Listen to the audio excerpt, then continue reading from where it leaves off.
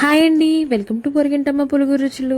ఈరోజు మనందరికీ కొంచెం ఇష్టం కొంచెం కష్టం అనే రిలేషన్లో ఉండే కర్రీ ఏదైనా ఉందంటే అది బీన్స్ అండి. అలాంటి బీన్స్ కర్రీని అంతా ఇష్టంగా ఎలా చేసుకోవాలో చూసేద్దామా? మరి ఇంకెందుకు ఆలస్యం, లెట్స్ గో.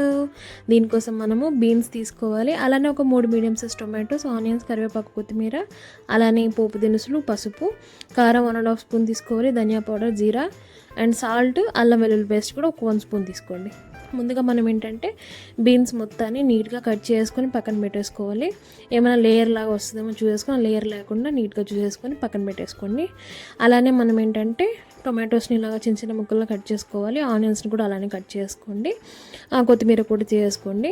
మనం ఏంటంటే బీన్స్ని నీట్గా ఇలా కట్ చేసి పెట్టేసుకున్నాం కదా, నీట్గా ఒక 2-3 టైమ్స్ వాష్ చేసి పక్కన పెట్టేసుకోండి. ముందుగా ఒక బౌల్ తీసుకోండి. ఇందులో వచ్చేసి మనము వాష్ చేసిన బీన్స్ వేసేయాలి.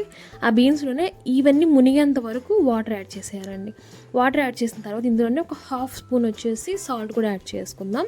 సాల్ట్ యాడ్ చేసిన తర్వాత ఏంటంటే మనం దీన్ని కవర్ చేసేసి ఒక 10 మినిట్స్ వరకు ఉడకబెట్టాలి. ఓకేనా? మధ్యలో ఒకసారి చెక్ చేయండి, ఒక తొందరగా ఉడికిపోవచ్చేమో. 10 మినిట్స్ తర్వాత మనం చెక్ చేసామనుకోండి, పీస్ అనేది ఇలాగా పట్టుకుంటే స్మాష్ అవుతుంది, కొద్దిగా మెత్తగా ఇలాగా ఉడకబెట్టేసుకుంటామా. అవి పక్కన పెట్టేసుకొని ఇప్పుడు మనం ఇంకొక పాట్ తీసుకోవాలండి. ఈ పాట్లో మనము ఆయిల్ యాడ్ చేసుకోవాలి. వన్స్ ఆయిల్ కాగిన తర్వాత ఇందులోనే పోపు దినుసులు యాడ్ చేసుకుంటాము. ఆ పోపు దినుసులు కూడా నీట్గా వేగిన తర్వాత కరివేపాకు కూడా యాడ్ చేసుకోవాలి. కరివేపాకు కూడా వేసుకొని నీట్గా కలిపేసుకొని ఇందులోనే మనం కట్ చేసి పెట్టుకున్న ఆనియన్స్ కూడా యాడ్ చేసేయాలి. ఆనియన్స్ వేసిన తర్వాత కాసేపు కలుపుకొని ఇందులోనే మనం ఏంటంటే ఒక 1/2 స్పూన్ వచ్చేసి సాల్ట్ యాడ్ చేయండి. సాల్ట్ ఆల్రెడీ మనం బీన్స్లో ఉడకబెట్టేటప్పుడు కూడా వేసాం కాబట్టి సో కొద్దిగా ఇప్పుడు ఒక హాఫ్ కంటే తక్కువ వేసుకోండి. ఓకేనా? సో ఇవన్నీ వేసిన తర్వాత నీట్గా మనం ఒకసారి కలుపుకుంటూ ఉడకనిచ్చుకుందాం. ఇవన్నీ కూడా వేగనిచ్చుకోవాలి. ఇవన్నీ కూడా మనకు గోల్డెన్ బ్రౌన్ కలర్ వచ్చేంత వరకు వేగాలండి, అప్పుడు టేస్ట్ బాగుంటుంది.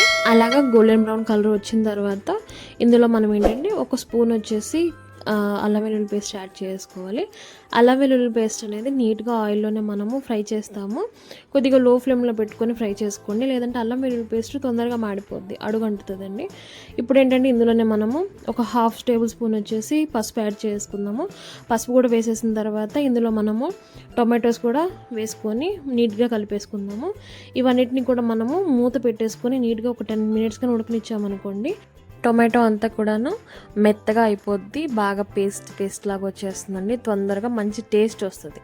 ఓకేనా? సో మనం ఇలానే బాగా ఇలాగా నలుపుకుంటేనే కొద్దిగా మెత్తగా మెదుపుతూనే మనం వీటిని ఉడకనిచ్చుకోవాలి. ఓకేనా? ఇప్పుడు ఇందులోనే మనం ఏంటంటే ఒక 1.5 స్పూన్ అన్నాను కదా, మీరు 1 స్పూన్ వేసుకోండి. కారం ఎక్కువ ఉన్న మిరపకాయలతో చేసిన కారపొడి అయితే మటుకు 1 స్పూన్ చాలు, తక్కువ ఉండేదైతే మటుకు 1.5 బాగుంటుంది స్పైసీ తినే వాళ్ళ కోసం అయితే, లేదంటే 1 స్పూన్ ఎనఫ్ అండి. అలానే ధనియా పౌడర్, జీరా పౌడర్ అదొక 1/2 స్పూన్, ఇదొక 1/2 స్పూన్ వేసుకోండి. ఇప్పుడు ఇందులోనే మనం వచ్చేసి ముందుగా పెట్టేసుకున్నాం కదా, ఆ బీన్స్ వచ్చేసి ఇందులో యాడ్ చేసుకోవాలి. వీటన్నిటిని నీట్గా విత్ వాటర్ యాడ్ చేసుకోండి. అందులో కొద్దిగా వాటర్ మిగిలి ఉంటాయి కదా, అవి కూడా యాడ్ చేసుకుంటే మంచి టేస్ట్ వస్తుంది అన్నమాట. సో ఇప్పుడు ఇవన్నీ వేసేసాం కదా, ఇప్పుడు వీటిని నీట్గా మిక్స్ చేసుకుంటూనే మనము దీన్ని ఉడకబెట్టుకోవాలండి మూత పెట్టేసుకొని. అప్పుడే మనకు బీన్స్లోకి ఈ కర్రీలో ఉన్న ఫ్లేవర్ అంతా కూడా వెళ్తుంది అన్నమాట. ఓకేనా?